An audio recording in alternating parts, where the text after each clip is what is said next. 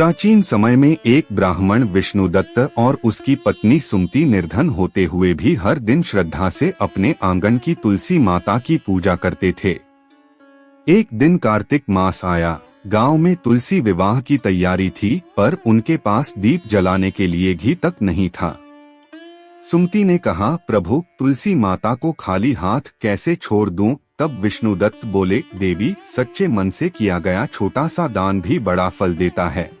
उन्होंने मिट्टी के दीपक में तेल की जगह जल भरा और तुलसी माता के सामने रख दिया। दोनों ने हाथ जोड़कर कहा, हे माता, हमारे पास कुछ नहीं, पर हमारा विश्वास सच्चा है। तभी चमत्कार हुआ। वह जलदीप स्वयं प्रज्वलित हो उठा। उसकी लौ नीली थी, पर प्रकाश अपार था। उसी क्षण भगवान विष्णु और माता लक्ष्मी प्रकट हुए और बोले, तुम्हारा जलदान और दीपदान सबसे श्रेष्ठ है, क्योंकि इसमें निस्वार्थ प्रेम है।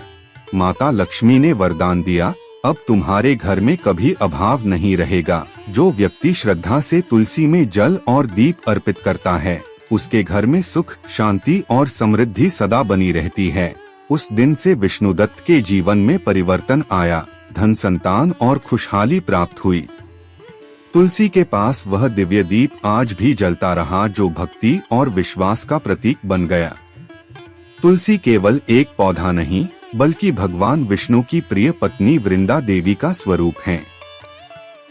तुलसी में जलदान हमारे मन की शुद्धि करता है और दीपदान अंधकार से प्रकाश की ओर ले जाता है। कहा गया है, तुलस्या मूलतो ब्रह्मा, मध्ये विष्णुस्तु रक्षकः, अग्रे देवो महादेवः, तुलसी तु नमोस्तुते। अर्थात तुलसी के मूल में ब्रह्मा, तने में विष्णु और शीर्ष पर शिव का वास है।